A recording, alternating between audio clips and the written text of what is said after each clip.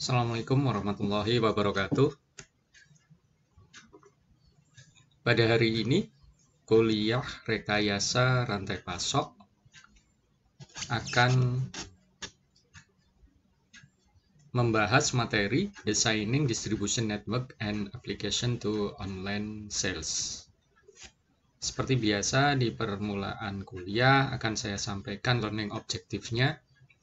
Yang pertama adalah mengidentifikasi faktor kunci yang harus dipertimbangkan saat merancang jaringan distribusi. Yang kedua adalah mendiskusikan kekuatan dan kelemahan dari berbagai opsi atau pilihan distribusi. Yang terakhir adalah memahami bagaimana penjualan online telah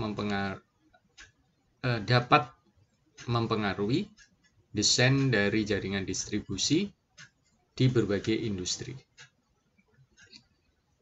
Sebenarnya untuk kajian ataupun bahasan kali ini sangat berkaitan erat dengan mata kuliah perancangan jaringan rantai pasok, yaitu mata kuliah pilihan. Oke, kita bahas satu persatu. Peran dari distribusi dalam rantai pasok kita akan bahas terlebih dahulu. Yang pertama adalah pengertian dari distribusi. Distribusi adalah langkah-langkah yang diambil untuk memindahkan, menyimpan produk dari mulai pemasok sampai menuju pelanggan dalam suatu sistem rantai pasok. Distribusi ini nantinya bisa mendorong munculnya profitabilitas dengan secara langsung mempengaruhi biaya rantai pasok dan customer experience. Kemudian pemilihan jaringan rantai pasok dapat mencapai tujuan rantai pasok dengan biaya yang rendah ataupun dengan tingkat responsiveness yang tinggi. Nah, ini nantinya di bahasan ini sampai dua bab berikutnya kita akan membahas terkait dengan desain jaringan rantai pasok. Dan untuk di bab ini nanti ada beberapa pilihan jenis ataupun tipe dari jaringan distribusi.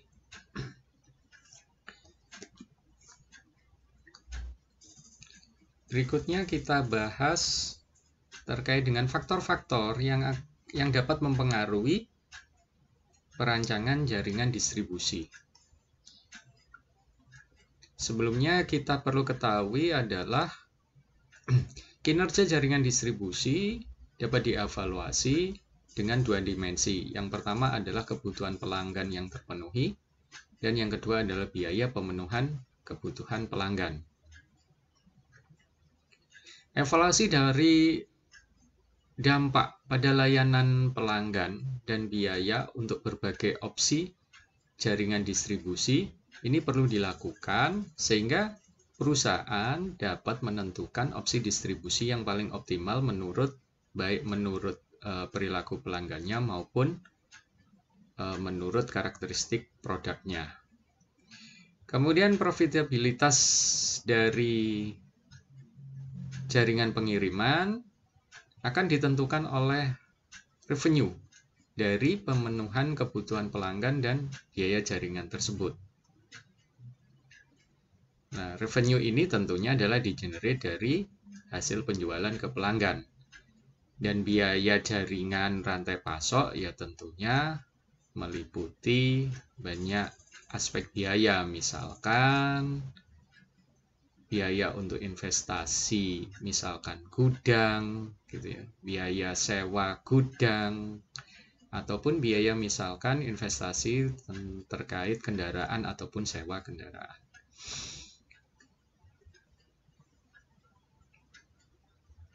Kemudian elemen dalam customer service sangat dipengaruhi oleh struktur dari jaringannya, di mana nantinya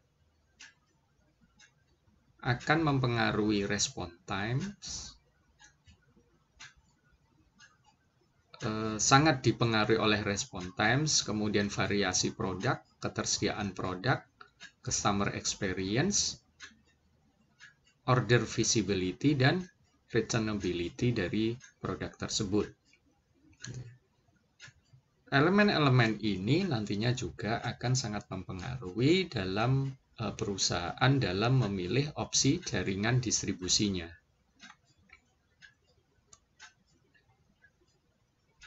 Berikutnya, biaya rantai pasok. Biaya rantai pasok ini juga dipengaruhi oleh struktur jaringan.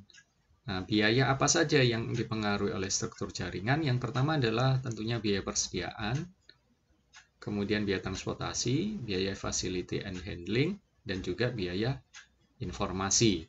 Nah, nanti di slide berikutnya akan kita bedah gitu ya, dari beberapa opsi, nanti efeknya terhadap biaya keempat biaya tersebut itu bagaimana.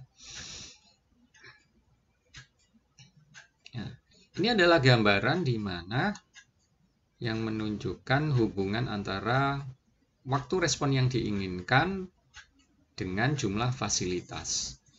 Di grafik ini kita bisa dapat gambaran di mana semakin banyak jumlah fasilitas yang dibutuhkan, respon time-nya juga bisa semakin pendek. Nah, semakin banyak ini maksudnya adalah berarti kan tersebar gitu ya, tersebar mendekati titik-titik demand, sehingga respon time-nya lebih pendek karena jaraknya juga semakin pendek. Tetapi gitu ya,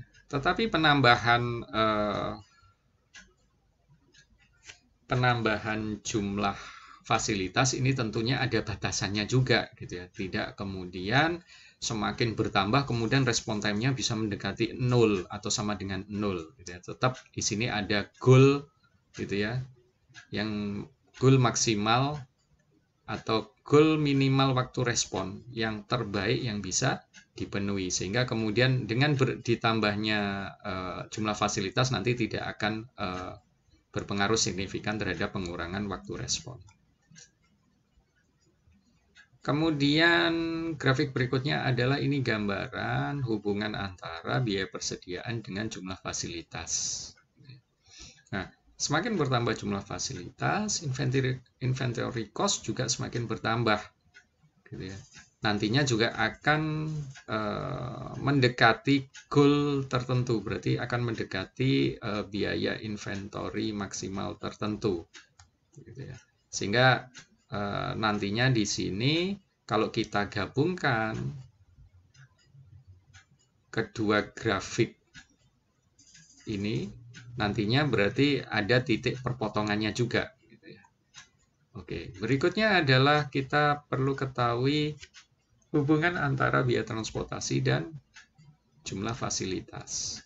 Nah, dengan bertambahnya jumlah fasilitas, biaya transportasi semakin berkurang dan pada suatu titik tertentu dia akan naik dengan adanya penambahan jumlah fasilitas. Contohnya di sini adalah kalau misalkan jumlah fasilitas misalkan toko gitu ya, ataupun retail, kemudian nanti dari retail tersebut harus mengirim ke konsumen, tentunya dengan bertambahnya jumlah fasilitas berarti semakin pendek jarak menuju konsumen, gitu kan? Sehingga biaya transportasinya adalah menurun. Nah, ini lebih memang ke arah outbound cost-nya, gitu ya. Tapi suatu titik tentunya kemudian tidak akan menurun terus, tapi suatu saat dengan penambahan fasilitas menjadi tidak layak lagi terhadap biaya transportasi, sehingga kemudian malah semakin boros gitu ya. Masa misalkan ekstrimnya adalah satu toko retail melayani satu keluarga. Nah, ini kan sangat tidak layak, sehingga biayanya pasti suatu saat juga akan naik lagi. Sehingga ini adalah gambaran di mana ada titik optimalnya. Kemudian terkait dengan biaya fasilitas, hubungan antara biaya fasilitas dan jumlah fasilitas bisa digambarkan dalam grafik berikut. Ya. Di sini Dengan bertambahnya jumlah fasilitas, tentunya fasilitas cost-nya akan naik, gitu ya. Dan ini naik secara eksponensial, gitu ya. Karena di biaya fasilitas bukan hanya biaya investasi, tetapi juga biaya operasional dan perawatannya juga, ya, sehingga naik secara eksponensial. Sehingga kalau kemudian coba kita gabungkan dari semua biaya tersebut, mulai terkait dengan biaya persediaan, biaya transportasi, dan biaya fasilitas, itu nanti akan membentuk grafik total logistik cost seperti ini, gitu ya, dengan mempertimbangkan ketiga biaya tersebut. Ya. Sedangkan di grafik yang sebelumnya kita sudah ketahui grafik respon time terhadap penambahan jumlah fasilitas itu seperti ini. Berarti nantinya ada titik perpotongan di sini yang menunjukkan bahwasanya ini adalah titik yang optimal, di mana ini akan diperoleh biaya logistik total yang minimal dengan respon time yang cukup reasonable, gitu ya, yang cukup visible untuk diterima. Nah, ini adalah hubungan antara logistik cost, respon time, dan juga jumlah fasilitas. Sehingga perusahaan tantangannya adalah mereka harus memilih opsi ataupun mendesain jaringan distribusi yang menghasilkan total logistik cost paling murah, gitu ya, dengan respon time yang maksimal. Kalau tidak bisa maksimal, paling tidak respon time yang masih bisa acceptable, gitu ya, bisa diterima oleh konsumen tentunya.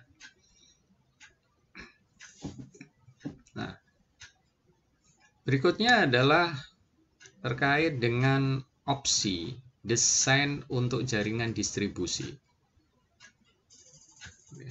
Di sini tentunya pemilihan jaringan distribusi ini menyangkut mulai dari supplier atau pabrik ke konsumen akhir. Ada dua keputusan kunci dalam menentukan opsi desain untuk jaringan distribusi. Yang pertama adalah kita perlu mengetahui apakah produk yang akan dikirimkan ke pelanggan, apakah produk itu nantinya akan dikirimkan ke pelanggan secara langsung atau pelanggan mengambil dari suatu lokasi yang telah diatur sebelumnya atau sudah ditentukan sebelumnya oleh si manufakturer. Gitu ya. Itu yang pertama. Kemudian yang kedua, nantinya apakah produk mengalir atau dikirim melalui perantara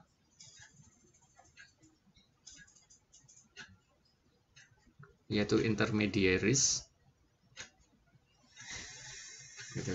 Kalau dikirim melalui intermediaries, tentunya harus ditentukan, gitu kan, nanti lokasi intermediariesnya di mana.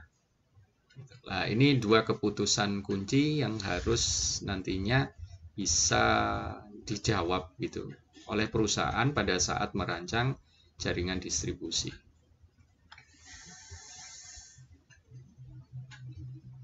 Nah, di sini ada beberapa pilihan desain, ada 6, gitu, yang bisa digunakan oleh perusahaan ataupun oleh manufakturer dalam mengirimkan produknya ke konsumen akhir. Yang pertama adalah manufacturer storage with direct shipping. Berarti disimpan di manufakturer dengan pengiriman secara langsung. Yang kedua adalah disimpan di manufakturer, gitu ya, dengan pengiriman langsung dan dengan penggabungan antara pengiriman langsung dan in transit shipping, gitu ya. Yang ketiga adalah penyimpanan itu bukan di manufakturer lagi, tapi sudah dipindahkan misalkan di distributor, gitu ya, dengan menggunakan pengiriman kurir mereka, kurir dari distributor. Kemudian yang keempat adalah penyimpanan di distributor dengan pengiriman jarak jauh. Yang kelima adalah penyimpanan di manufakturer atau di distributor, gitu ya, di mana pelanggan bersedia mengambil di distributor. yang terakhir adalah penyimpanan di retail. Penyimpanan di retail di mana nantinya customer mengambil ke retail tersebut. Nah, ini ada 6 pilihan desain. Kita akan bahas satu persatu. Gambaran yang pertama adalah ini, penyimpanan di manufakturer dengan pengiriman langsung. Berarti di sini ini ada 2 panah, product flow dan information flow. Information flow di mana di sini customer order tidak langsung ke manufakturer tapi melalui retailer. Retailer mengirimkan informasi tersebut ke manufakturer, tetapi produknya langsung dikirim ke customer, tidak melalui retailer. Ini adalah opsi yang pertama. Kemudian opsi yang pertama, kita perlu mengetahui lebih detail terkait dengan cost faktornya, gitu ya. Terkait dengan nanti kinerjanya. Yang pertama adalah biaya inventory. Biaya inventorinya bisa lebih rendah karena bersifat agregasi, di mana tadi kan bisa order itu disatukan dari retailer kemudian sama manufaktur langsung dikirim tanpa melalui intermediaries, gitu ya. Manfaat dari agregasi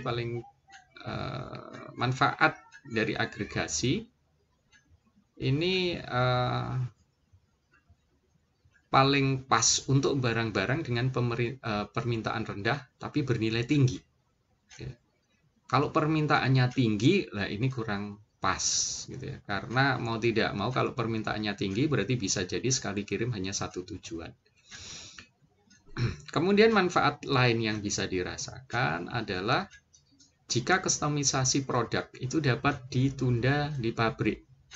Berarti kustomisasi itu bisa dilakukan di pabrik, tidak harus kemudian di distributor atau bahkan di retailer.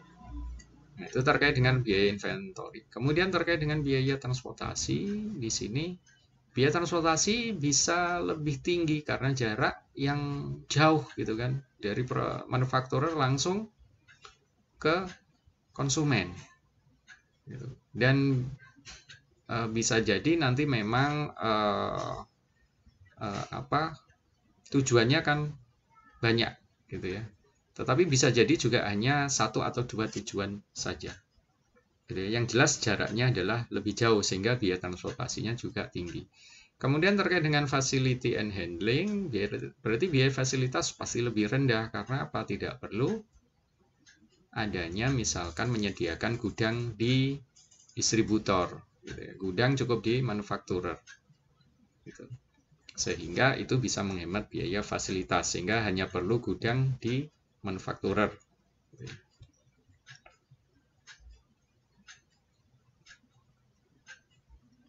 Selain itu bisa menghemat biaya handling jika produsen dapat mengelola pengiriman dalam jumlah yang lebih kecil, gitu ya. Atau pengiriman secara langsung dari produksi, berarti memang tidak perlu melewati gudang distributor, gitu. Kemudian terkait dengan biaya informasi, perlu investasi yang cukup signifikan dalam penyediaan infrastruktur informasi untuk mengintegrasikan antara manufakturer dan retail, ya. Sehingga di sini perlu information sharing, tidak kemudian informasi itu hanya diolah oleh retail, tapi diolah bersama. Kemudian terkait dengan faktor layanan, gitu ya. Faktor layanan ini, misalkan respon time. Nah, respon time-nya ya butuh waktu yang lama, gitu ya. Butuh waktu yang lama karena apa? Barang itu ada di manufakturer. Bisa jadi barang itu belum diproduksi atau belum dirakit, sehingga di sini perlu waktu pemrosesan pemesanan yang lebih lama, gitu ya. Dan memang skema seperti ini pun ini cocok untuk sistem manufaktur berbasis order. Kemudian untuk variasi produk, ini lebih mudah untuk menyediakan variasi produk yang lebih banyak. Ya. Kemudian untuk ketersediaan produk, ketersediaannya cukup tinggi karena bisa diagregasi di manufakturer. Cuman ya itu tadi kelemahannya adalah waktu respon yang sangat tinggi sehingga responsiveness-nya rendah. Kemudian terkait dengan customer experience, gitu ya. Ini cukup baik dalam artian home delivery gitu ya. Home delivery, tetapi tidak pas jika pemesanan dari beberapa manufakturer itu dikirim secara parsial gitu ya. Karena bisa jadi tadi kan retailer itu menerima pesanan itu produk yang dipesan oleh konsumen itu bisa melibatkan beberapa manufakturer gitu ya. Sehingga kalau manufakturer tidak bisa melakukan agregasi pengiriman, ini yang kemudian menjadi tidak efisien. Kemudian time to market gitu ya. Bisa jadi cepat. Ya, bisa jadi cepat dengan produk tersedia segera setelah unit pertama diproduksi. Maksudnya cepat di sini tidak terkait dengan waktu pengirimannya, gitu ya, tetapi langsung bisa diketahui ketersediaan dan kesanggupan dari manufakturer. Kemudian order visibility ini lebih sulit, gitu ya, untuk diperoleh oleh customer. Kemudian returnability juga lebih sulit diimplementasikan karena mahal. Karena pada saat ada return itu langsung ke manufakturer, tidak melalui misalkan biasanya kalau ada skema jaringan distribusi yang melibatkan distributor ataupun retail, return itu bisa dihandle oleh retail ataupun distributor gitu ya. Oke, nah, ini adalah karakteristik gitu ya dari opsi yang pertama.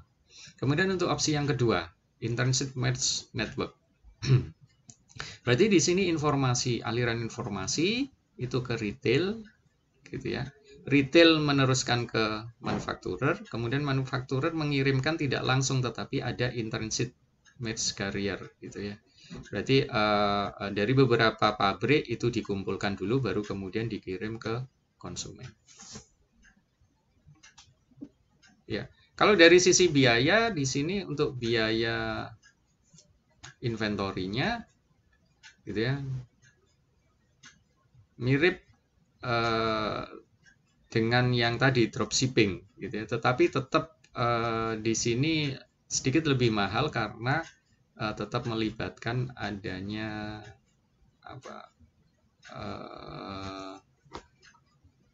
adanya penyimpanan sementara gitu ya. Tetapi penyimpanan di sini gitu ya, tidak kemudian disimpan dalam waktu lama gitu ya. Tetapi sebisa mungkin ini disimpan hanya waktu sedekat untuk menunggu konsolidasi dari beberapa produk dari beberapa sumber gitu ya. Sehingga di sini tetap ada biaya tambahan. Kemudian transportasinya, ya biaya transportasinya bisa lebih rendah dari yang pertama tadi. Kemudian untuk facility and handlingnya, itu handlingnya bisa lebih tinggi karena yaitu tadi butuh penanganan yang ada di mana, di in transit tadi, gitu ya. Kemudian untuk informasinya, investasinya lebih tinggi dibandingkan dropshipping. Karena ya penambahan ada satu pihak lagi, sehingga perlu kemudian untuk koordinasi di informasinya adalah harus lebih bagus gitu ya, karena melibatkan satu pihak baru lagi.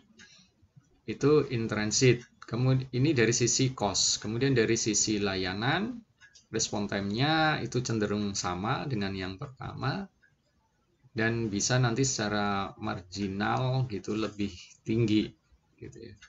Kemudian variasi produknya juga yang bisa ditangani cenderung sama dengan yang pertama, product availability juga sama. Kalau customer experience ini lebih bagus gitu ya, karena bisa dilakukan dengan single delivery. Kemudian time to marketnya sama, ya mirip gitu ya. Kemudian order visibility-nya juga mirip, returnability-nya juga mirip, karena di sini in-transit merge itu hanya untuk menggabungkan, mengkonsolidasi pengiriman saja, tetapi tidak kemudian mengkonsolidasi return. Oke, itu yang bentuk yang kedua. Kemudian untuk bentuk yang ketiga adalah terkait opsi yang ketiga adalah distributor storage with carrier delivery. Berarti di sini yang bertanggung jawab gitu ya.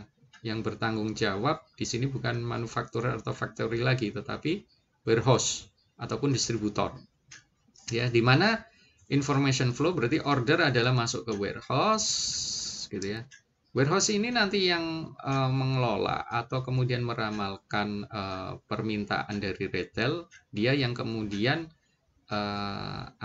melakukan order tersendiri gitu ya. Berbeda dengan yang tadi, bentuk yang sebelumnya gitu ya. Informasi itu langsung diteruskan ke produsen. Kalau di sini tidak, informasi mengendap dulu di sini, diolah sama distributor, kemudian dia baru melakukan gitu ya, pemesanan berdasarkan analisis dia. Sehingga di sini aliran informasi yang dari customer itu hanya maksudnya bukan berhenti di sini gitu, tetapi tidak langsung diteruskan, tapi diolah dulu. Gitu. Sehingga kemudian nanti pabrik yang menerima pesanan dari distributor kemudian langsung mengirimkan ke distributor, kemudian distributor baru mengirimkan ke customer. Kemudian kalau kita lihat dari cost faktornya, inventory-nya adalah tentunya lebih tinggi daripada manufacturer storage gitu ya, seperti yang bentuk opsi yang pertama dan kedua. Gitu. Dan kemudian perbedaannya memang tidak cukup besar untuk item fast moving gitu ya. Tetapi cukup besar kalau item-item yang slow moving.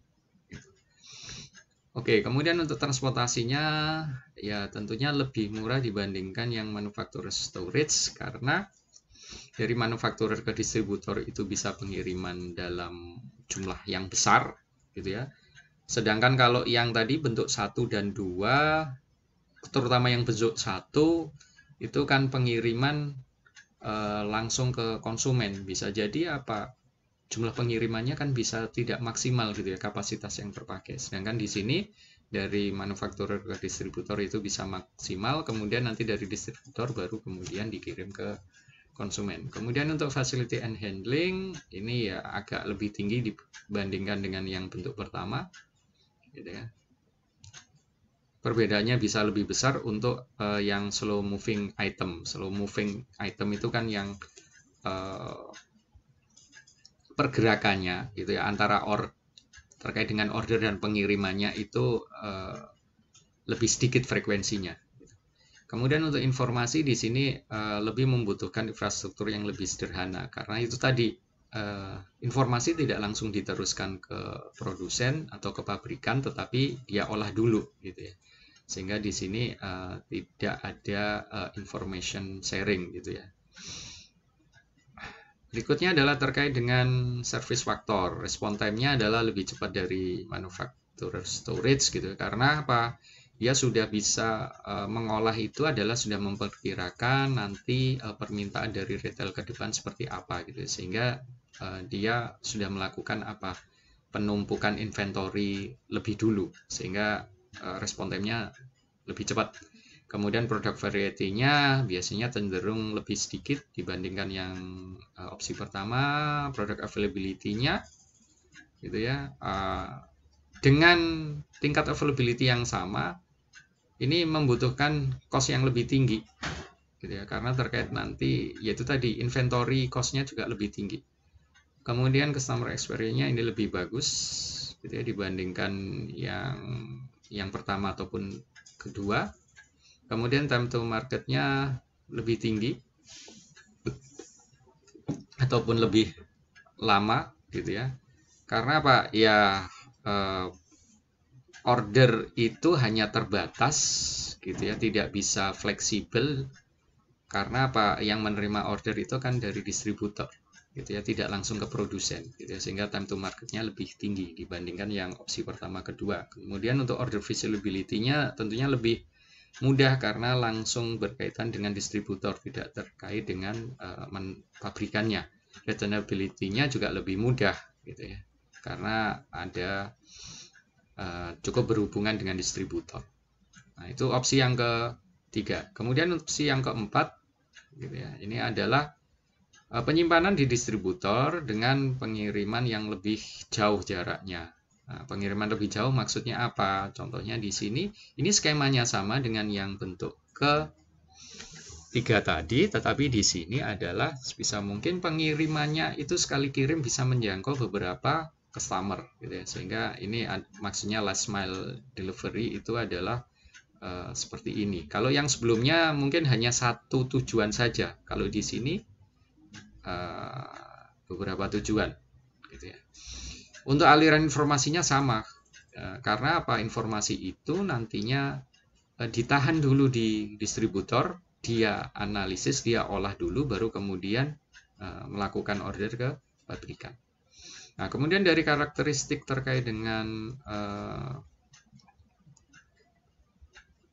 cost faktornya, yang pertama adalah inventory-nya. Nah, ini inventory-nya lebih tinggi dibandingkan yang ketiga tadi, opsi yang ketiga, ya. Biaya inventory-nya lebih tinggi. Karena apa? Ya karena tadi kan pengirimannya bisa beberapa titik. Berarti butuh, kalau beberapa titik kan berarti bisa mengirim jumlah yang lebih banyak dibandingkan opsi yang ketiga. Berarti kalau bisa mengirim jumlah yang lebih banyak, tentunya inventory-nya juga lebih tinggi. Kemudian untuk transportasinya, gitu ya, ini juga lebih tinggi, gitu ya, dibandingkan dengan opsi distribusi yang lain, gitu ya, karena yaitu tadi last mile delivery, gitu ya, karena jarak yang ditempuh lebih panjang dibandingkan yang sebelumnya, meskipun dia mengangkut jumlah yang lebih besar. Kemudian untuk facility and handling, biaya fasilitasnya lebih tinggi dari tiga opsi yang sebelumnya, gitu ya, tetapi lebih rendah dibandingkan apa? Skema retail, gitu ya. Nanti itu opsi yang ke-6, yang terakhir. Kemudian untuk informasi ini ya mirip lah dengan distributor storage yang opsi yang ketiga, gitu ya, mirip. Kemudian untuk service factor, respon time-nya bisa lebih cepat, gitu ya. Same day to next day delivery. Kemudian untuk product variability-nya ya agak kurang, gitu ya, yang bisa di-handle dibandingkan untuk opsi yang ketiga. Kemudian untuk product availability-nya ini ya perlu biaya yang lebih tinggi, gitu ya, untuk menyediakan tingkat availability yang sama, gitu, dengan opsi yang sebelumnya. Kecuali bahkan untuk semua opsi kecuali retail store, gitu ya. Kalau retail store memang product availability-nya ini membutuhkan biaya yang paling tinggi. Kemudian customer experience-nya sangat bagus, gitu ya. Khususnya untuk yang bulky item itu pemesanan dalam jumlah yang besar, gitu ya. Tapi di sini ya sedikit lebih tinggi dibandingkan yang opsi yang ketiga. Time to market-nya lebih apa ya?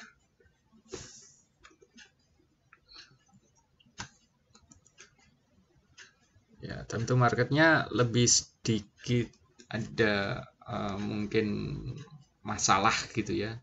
Tetapi lebih mudah dalam menerapkannya, gitu, dibandingkan dengan yang sebelumnya. Kemudian untuk order visibility ini lebih mudah diimplementasikan dibandingkan opsi yang sebelumnya. Kemudian returnability lebih tinggi, gitu, karena dengan apa? Dengan kemudahan dia bisa menjangkau banyak konsumen, berarti kan kalau dia akan apa? menangani banyak return dari banyak konsumen gitu ya. Bisa jadi seperti itu, sehingga di sini lebih sulit dibandingkan yang sebelumnya hanya menangani mungkin sedikit konsumen gitu ya, bisa dibilang seperti itu. Kemudian untuk opsi yang kelima, gitu ya, penyimpanan itu ada di pabrikan ataupun di distributor gitu ya, dengan customer pick up gitu. Nah, di sini ada tambahan semacam pick up site gitu yang disediakan oleh pihak di dalam rantai pasok tersebut. Gitu. Nah, ya contohnya juga sama di sini, misalkan toko-toko retail atau gudang gitu ya, dimana konsumennya adalah datang ke tempat pengambilan tersebut. Gitu. Tetapi gitu ya, information flow-nya atau ordernya itu bukan ke tempat ini, tetapi dia melakukan ke retail gitu ya. Retail kemudian langsung meneruskan ke pabrikan akan mengirim. Ini seperti tadi in transit merge gitu ya, cuman di sini jauh lebih cepat juga, yang mempertimbangkan di mana harusnya di tempat ini cross dock itu hanya untuk mengkonsolidasi kemudian memecah gitu ya, sehingga dimungkinkan nanti tidak ada inventory di sana. Adapun inventory itu mungkin hanya sementara karena menunggu produk dari beberapa sumber itu ngumpul gitu ya, sehingga diusahakan di sini inventory-nya adalah 0. Karena apa? Datang sebisa mungkin kemudian segera dikirim, tetapi segeranya di sini tetap nunggu gitu ya, dari beberapa sumber. Ada di sini istilahnya consolidation, kemudian ada assortment gitu ya, untuk memilah-milah berdasarkan nanti tujuannya. Itu. Nah, kalau karakteristik terkait dengan cost faktornya, inventory-nya, gitu ya, ini tergantung pada lokasi dari inventory-nya di mana gitu. Bisa jadi ini sama dengan opsi-opsi yang lain. Kemudian untuk transportasinya lebih rendah gitu ya, dari opsi yang kedua dan ketiga gitu, terutama kalau menggunakan delivery network yang sudah ada gitu, apalagi kalau misalkan menggunakan pihak ketiga gitu ya. Kemudian untuk biaya fasilitas dan handling bisa lebih tinggi jika fasilitas baru harus dibangun gitu ya. Karena apa? Tadi kan perlu fasilitas terkait pick up produknya gitu ya, yang dilakukan oleh konsumen. Gitu. Nah, kemudian yang terakhir informasinya ya butuh infrastruktur yang lebih gitu ya, karena ada tambahan satu pihak lagi ya, khusus untuk tempat pengambilan produknya. Gitu ya. Nah, sebenarnya pengembangan dari ini supaya lebih efisien kemudian disederhanakan dengan menggunakan opsi yang keenam gitu ya. Sebelum opsi keenam ya, ini yang terkait dengan service faktornya gitu ya. Response time ya mirip lah dengan yang yang opsi yang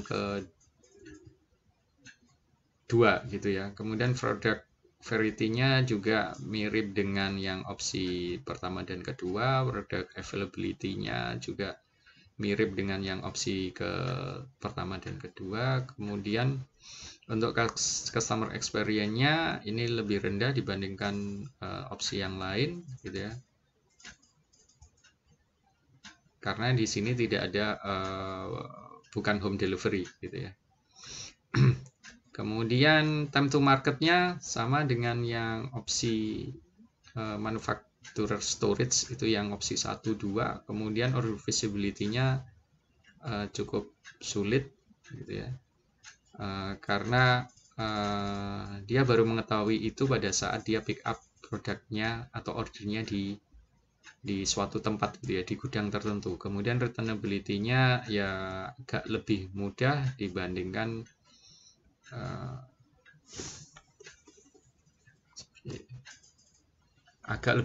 mengingat lokasi penjemputannya dapat menangani pengembalian gitu ya. Sehingga untuk tempat pengambilan produk itu kan biasanya disesuaikan ya, harus mendekati dengan konsumen, sehingga untuk return-nya juga lebih mudah. Nah, yang terakhir adalah retail storage with customer pickup. Ini sebenarnya sama dengan yang sebelumnya ini, gitu ya. Cuman nanti di gambarnya adalah ini retail dan pickup site-nya ini digabung jadi satu, gitu ya. Tetapi ini retailnya digabung di sini, gitu ya. Tetapi nanti tetap ada istilahnya in transit ataupun cross dock distribution center-nya, gitu ya. Sehingga tetap nanti customer-nya adalah mengambil produk itu di pick up site, di mana pick up site itu juga berfungsi sebagai retail, di mana retail itu kan bisa mengkolek informasi order dari ataupun informasi pembelian dari konsumen. Sehingga kalau kita lihat cost faktornya, inventory-nya adalah lebih tinggi dari semua opsi. Ini yang paling tinggi, kemudian transportasinya paling rendah di antara semua opsi. Fasilitas dan penanganannya gitu ya lebih tinggi dari semua opsi. Kemudian information-nya ini perlu investasi yang cukup juga gitu ya. Ini terkait apalagi kalau misalkan bisa didukung dengan penyediaan telepon dan juga online gitu ya. Seperti Anda ketahui juga sekarang untuk retail modern juga menangani bisa pembelian lewat phone, pembelian lewat WhatsApp gitu ya, pembelian lewat online ataupun mereka menyediakan e-commerce sendiri. Oke, kemudian untuk service faktornya, respon time-nya adalah sangat cepat gitu ya. Bisa pada saat kita datang ya kita bisa langsung dapat produknya. Produk variety-nya lebih rendah karena sifatnya kan retail modern kan berbeda dengan yang seperti hypermart dan lain sebagainya. Varietas produknya lebih rendah. Tetapi untuk kasus yang sekarang bisa jadi ini sudah tidak berfungsi lagi gitu ya, karena dengan ketersediaan transportasi yang lebih baik, yang lebih murah gitu ya, penyediaan jalan lebih baik, terus teknologi informasi yang lebih baik, ini juga variety produknya bisa lebih bermacam-macam. Kemudian untuk produk availability-nya ya lebih mahal dibandingkan yang lain untuk tingkat availability yang harus disediakan yang sama gitu ya, tingkat availability yang sama. Kemudian customer experience-nya adalah terkait bagaimana pola pembelanjaannya gitu ya, terkait dengan pola pembelanjaan dari konsumen. Kemudian untuk time to market-nya ini yang paling tinggi gitu ya, karena bisa langsung tersedia gitu ya. Kemudian order visibility-nya ya konsumen kan tidak mengetahui gitu ya mulai dari awal muasalnya karena produk kan sudah langsung tersedia gitu ya. Tetapi kalau misalkan lewat online gitu ya, ini jauh lebih mudah gitu ya, terlacak gitu order visibility-nya. Kemudian terkait dengan pengembalian produknya juga ini yang lebih mudah gitu ya dibandingkan opsi yang lain gitu ya, karena retail itu juga lokasinya kan dekat dengan konsumen. Oke, sehingga kalau bisa diperbandingkan itu adalah seperti ini gitu ya.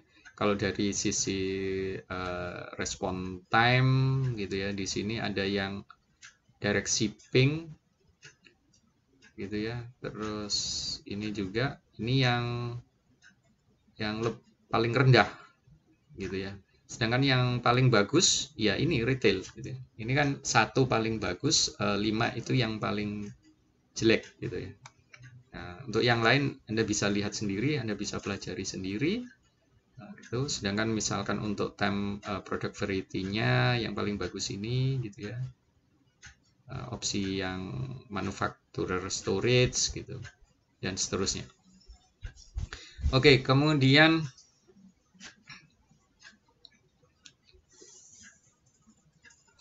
berikutnya adalah terkait dengan kalau kita lihat dari sisi apa karakteristik konsumen dan produk gitu ya yang berbeda. Nah, di sini kita bisa lihat juga kalau plus 2 ini very stable, kalau minus 2 adalah very unstable. Kalau retail ini cocoknya apa ya? High demand product gitu ya. Atau medium demand product masih oke. Terus kemudian untuk quick desired response, yaitu responsiveness yang tinggi, ini oke. Tetapi untuk low customer effort dia tidak sesuai gitu ya, tidak layak. Kemudian very low demand juga tidak layak, karena kan pada intinya retail itu dia menyimpan cukup banyak stok gitu ya, karena untuk mengantisipasi adanya order. Sedangkan untuk yang manufacturer storage gitu ya, ini juga untuk high demand product juga tidak sesuai, kurang sesuai gitu ya, yang manufacturer storage ini. Tapi dia lebih sesuai di sini high product value gitu ya. Dan juga untuk very low demand product itu lebih cocok untuk manufacturer storage gitu. Nah, gitu. Oke, kalau yang high itu lebih cocok yang ini, retail sama yang distributor storage gitu ya. Nah, ini pun juga cocok ya, meskipun 0 ini kan netral gitu ya, tetapi dia tidak bernilai minus. Ya, untuk karakteristik yang lain Anda bisa baca sendiri di sini. Nah, kemudian untuk impact dari penjualan secara online terhadap customer service gitu ya. Apa saja? Ini ada beberapa impact gitu ya. Tentunya adalah yang pertama waktu responnya gitu ya. Bisa jadi apa? Ya lebih lama gitu ya daripada retail. Kalau retail kita datang sudah tersedia. Kalau online kita order mungkin 2-3 hari baru tersedia. Tapi di sini tidak ada delay untuk information goods-nya gitu ya. Oke, kemudian sorry. Nah, kemudian untuk product variety-nya gitu ya. Ya, ini lebih mudah ditangani gitu ya untuk pemilihan product variety yang lebih besar gitu, untuk online sales daripada yang tidak online. Product availability-nya ini bisa kemudian inventory bisa diagregat gitu ya, karena apa, sudah tersedia informasi yang lebih bagus gitu, sehingga penyimpanan itu bisa tidak perlu disebar. Makanya ada istilah sekarang dropshipper gitu ya. Nah, dia kan nggak perlu numpuk inventory. Inventorinya ya aja di distributor atau bahkan di pabrik gitu. Kemudian customer experience-nya, ini aksesnya, kustomisasi dan kenyamanannya juga lebih bisa diperbaiki, gitu ya. Time to market-nya bisa lebih cepat, order visibility-nya juga lebih oke. Returnability-nya ini yang susah. Pada saat kita sudah terima, kemudian untuk return-nya kan harus mungkin ke distributor langsung atau bahkan ke produsen langsung, dan memakan waktu gitu, dan biaya tentunya. Nah, ini yang kelemahannya. Nah, berikutnya, bisa dengan adanya online sales melakukan direct sales to customer gitu ya. Bisa direct sales, nggak perlu kemudian intermediaries. Nah, kemudian bisa juga flexible pricing gitu ya. Ada produk portofolio yang jelas, kemudian promotion juga bisa lebih bagus gitu ya, sehingga bisa meningkatkan revenue. Produk portfolio maksudnya ya produknya bisa lebih banyak gitu ya yang dijual. Kemudian promosinya juga bisa lebih bagus, lebih murah gitu ya. Dan tentunya transfer biaya uang untuk pembelian juga lebih efisien karena semua lewat online, bisa pakai e-money dan lain sebagainya, ataupun kartu kredit gitu ya. Nah, tetapi terkait dengan biaya, inventorinya di sini positif, bisa lebih rendah. Karena pada intinya pada saat inventory itu diagregat, gitu ya, itu bisa mengurangi, pertama adalah safety inventory bisa dikurangi, dan regular inventory juga bisa dikurangi.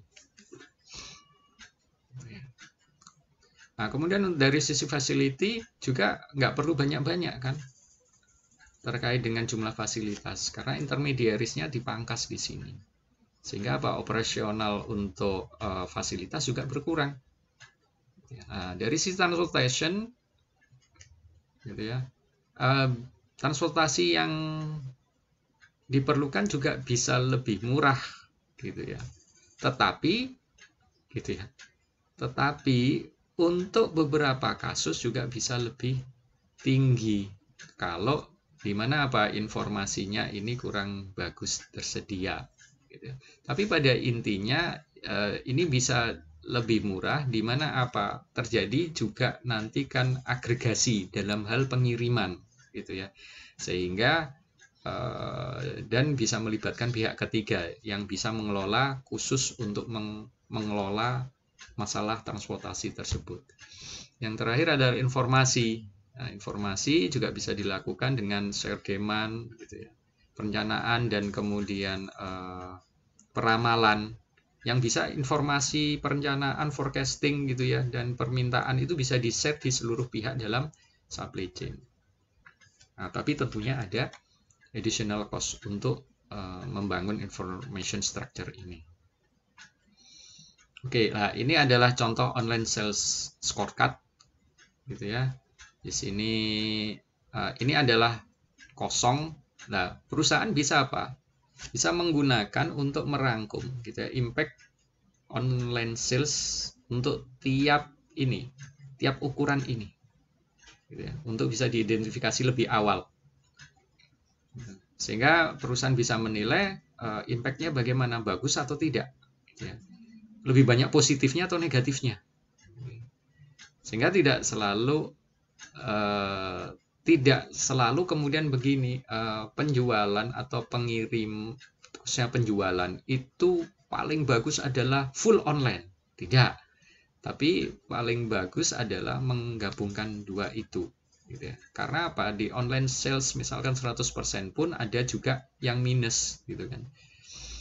Contoh terkait dengan respon time-nya gitu ya. Ya memang ordernya bisa lebih cepat, tapi kan barang nyampe-nya kan butuh waktu gitu ya. Nah, sehingga tidak kemudian online sales ini adalah cara yang terbaik.